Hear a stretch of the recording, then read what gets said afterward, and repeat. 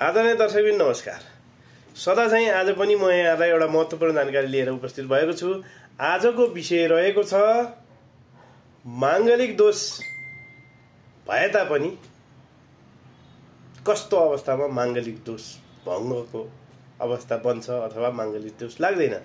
मलाई मेरा आदरणीय दर्शकबिनहरूले, मेरा शुभचिन्तक मित्रहरूले मलाई जहाँ भेटे पनि गुरु यो माङ्गलिक दोषको बारेमा धेरै ठाउँबाट धेरै कुराहरू सुनियो, तर भङ्ग योगको बारेमा चाहिँ हामीले जानकारी पाइएन। जहाँ कुण्डली देखाउन लाए पनि 1, 4, 7, 8, 12 घरमा मङ्गल हुनासाथ तपाईँ माङ्गलिक योग हुनुहुन्छ।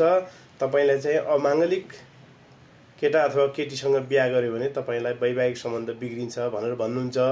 वास्तवमा हो नै, माङ्गलिक दोष भएका व्यक्तिहरूले अमाङ्गलिक व्यक्तिहरूसँग वैवाहिक सम्बन्धमा गाँसिँदाखेरि चाहिँ बहुतै विचार गर्नुपर्ने हुन्छ। उहाँहरूको सम्बन्ध राम्रो नहुने, सम्बन्धमा दरार हुने, विधवा योग पनि निर्माण हुन्छ र त्यति राम्रो हुँदैन। त्यसले गर्दाखेरि माङ्गलिक केटाले अथवा माङ्गलिक केटीले माङ्गलिकै केटा अथवा केटीसँग बिहा गर्नुपर्छ भन्ने शास्त्रीय मान्यता छ।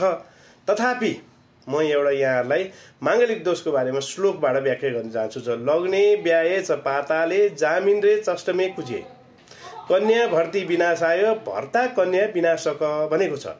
यो भनेको माङ्गलिक दोष भएका केटा अथवा केटीले अमाङ्गलिक केटाहरूसँग बिहा गर्नु हुँदैन। किनभने कस्तो अवस्थामा माङ्गलिक दोष देखिन्छ त है। जन्मकुण्डलीको 1, 4, 7, 8 र 12 घरमा मङ्गल बसेको खण्डमा माङ्गलिक योग बन्दछ। यस्ता व्यक्तिहरूले चाहिँ विवाह गर्दा बहुतै विचार गर्नुपर्छ। तर माङ्गलिक दोष देखिए तापनि म यहाँहरूलाई आज एउटा महत्त्वपूर्ण जानकारी दिँदैछु। माङ्गलिक योग भङ्ग योगको बारेमा बताउन गइरहेको छु।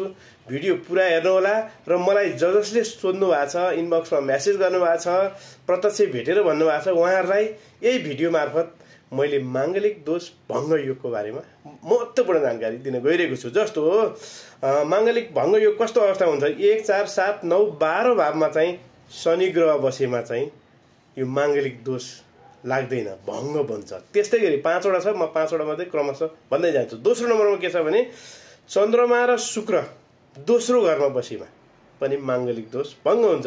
मङ्गललाई बृहस्पतिको दृष्टि भएमा पनि माङ्गलिक दोष भङ्ग हुन्छ।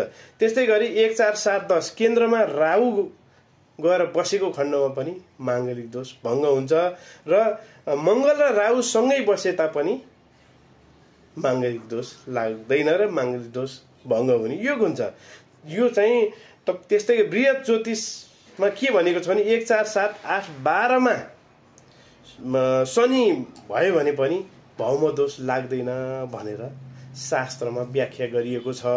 त्यसै कारणले म यहाँहरूलाई आज के एउटा भन्न चाहन्छु भने तपाईँहरू माङ्गलिक हुनुहुन्छ भने पनि यो मैले भनेका 5 वटा अवस्थाहरूमा चाहिँ तपाईँहरू माङ्गलिक दोष हुनुहुन्न र तपाईँलाई माङ्गलिक दोष लाग्दैन र माङ्गलिक दोषबाट मुक्त हुनुहुन्छ। र यदि माङ्गलिकै हुनुहुन्छ भने तापनि तपाईँहरू ढुक्क हुनुहोस्। सकेसम्म त माङ्गलिकले माङ्गलिकै केटा अथवा केटीसँग बिहा गर्नुहोला। तर यदि गर्नै पर्ने अवस्था आयो भने पनि त्यसको विभिन्न विधिहरू छ। त्यो विधि अपनाउनु भयो भने पनि तपाईँ माङ्गलिक दोषबाट उन्मुक्ति पाउनुहुन्छ र तपाईँको जीवन सुखमय हुन्छ भन्दै आजको यो महत्त्वपूर्ण जानकारीबाट बिदा लिन चाहन्छु। हवस् त, नमस्कार।